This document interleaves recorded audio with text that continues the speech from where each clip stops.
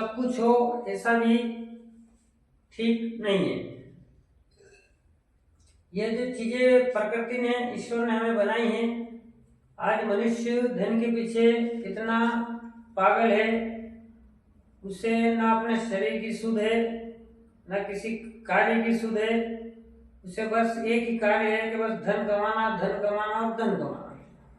तो मेरी जो एक समझाइश है कि सब कुछ अपने जीवन में केवल धन को ही महत्वपूर्ण ना समझें। जो धन देने वाला है उसे भी सम्मान दे, उसे भी आप सर्वप्रथम पूजें, ताकि आपके साथ जो केवल यदि आपकी विचारधारा धन कमाने की होगी तो आज आप भली प्रकृति आपको अच्छा दे, अच्छी चीजें दे, अच्छा धन, अत्यधिक धन प्रदान करे, परंतु एक समय बाद में ऐसा समय आता है कि आपको धन से हीन होना पड़ेगा। ऐसा इसलिए मैं कह रहा हूं क्योंकि आप सभी ने अपने स्कूल के समय में निबंध आपने सीखे हैं, लिखे हैं, पढ़ाए गए हैं आपको।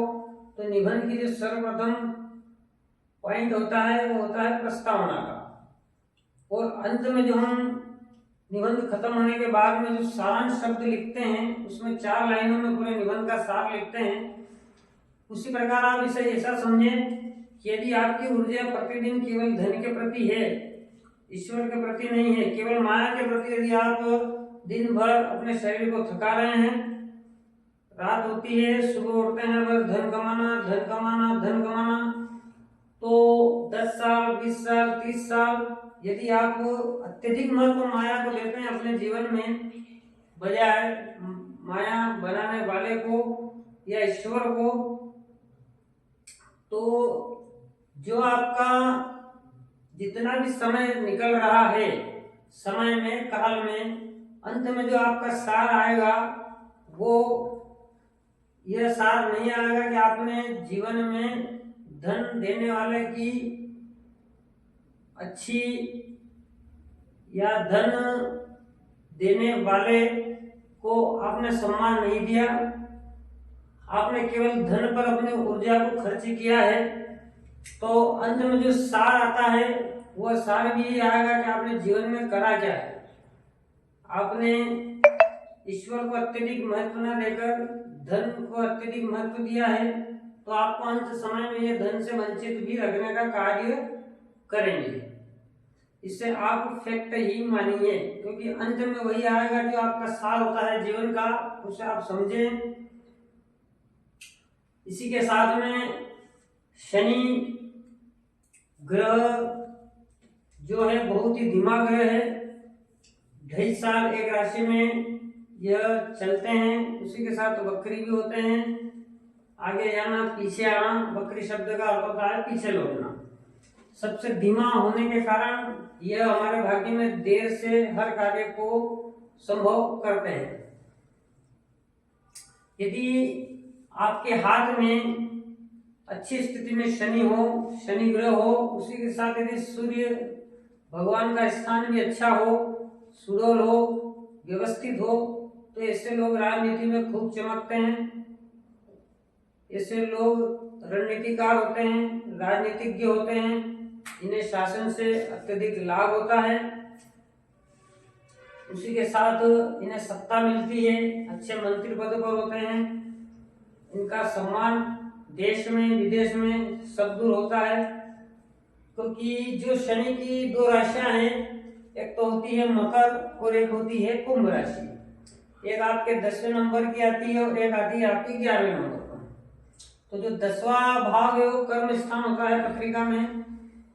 तो जितना आपको यह ग्रह निचले स्तर से कर्म करने को प्रेरित करेगा, जितना छोटा कर्म आपको देगा, बीज स्वरूप आने वाले समय में जब वो फल पकने का समय आता है तो आपको बहुत ही ऊंचे स्थान पर ले जाता है, क्योंकि 10वां स्थान आकाश का होता है। इनका प्राय जो कर्म होता है शुरू में हमें बीज स्वरूप प्रदान करते हैं, धीरे धीरे धीरे शनै शनै आपको उठाते हैं, और जब इनकी अच्छी दशा आ जाती है, अच्छी स्थिति आ जाती है हाथ में, तो आपको जहां थे वहां से पूरे आसमान तक पहुंचाने की ताकत ही रखते हैं। इसी के साथ में अपने कर्म के ऊपर आप ध्यान दीजिए, क्या वास्तविकता में क्या कर्म कर रहे हैं, किस चित्त से कर्म कर रहे हैं, क्योंकि कर्म के साथ में आपका इंटेंशन जुड़ा हुआ है, उसी के अनुरूप आपको फल मिलता है। इसीलिए सदा अपने मन को प्रसन्न रखिए, वर्तमान में जीने की कोशिश करिए। भविष्य में जाने से आपको आज सुख नहीं मिल सकता। इसी के साथ प्रकृति का जो नियम है, कर्म करें, फल की इच्छा ना करें, फल प्रभु पर छोड़ें, वही सर्वोपरि है। ऐसा मैं इसलिए कह रहा हूं क्योंकि यदि आप फल पहले चाहेंगे और कर्म बाद में करेंगे तो कर्म भी नहीं होता है और फल भी नहीं आता है। आपको यदि वर्तमान आज आपका अच्छा है तो कल भविष्य अच्छा है, नहीं तो क्योंकि वर्तमान से ही कल आना है। आज हम जो यहाँ बात कर रहे हैं, ये कुछ समय पहले एक बीज स्वरूप था, आज यह वृक्ष की ओर बढ़ रहा है और आने वाले समय में इसमें फल भी लगेंगे। तो ये जो प्रकृति का नियम है उसे आप स्वीकार करिए। अत्यधिक धन की आशा के चक्कर में अपने शरीर के, अपनी देह के साथ खिलवाड़ ना करें, नहीं तो मैंने पहले भी कहा है कि यदि एक बार शरीर या इसे मशीन समझें, अगर यदि एक बार यह बिगड़ी तो फिर इसे सुधारना बहुत ही मुश्किल काम है।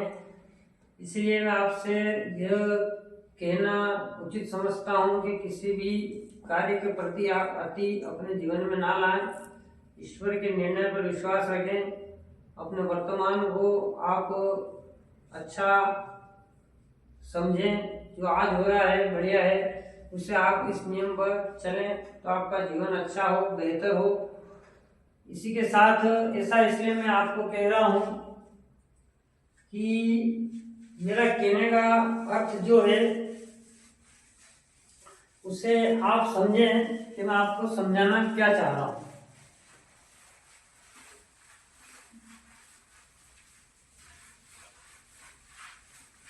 मैंने आपको जो प्रकृति के नियम बताए हैं, आज शनि ग्रह की बात है इसलिए हम प्रकृति के विषय में चर्चा कर रहे हैं, क्योंकि शनि नहीं है तो प्रकृति नहीं है, कर्म नहीं है, कर्म नहीं है तो फल नहीं है, आशा नहीं है, कुछ भी नहीं है। उसी के साथ जो प्रकृति के 3 नियम कार्य कर रहे हैं उसे आप समझें। सर्वप्रथम आता है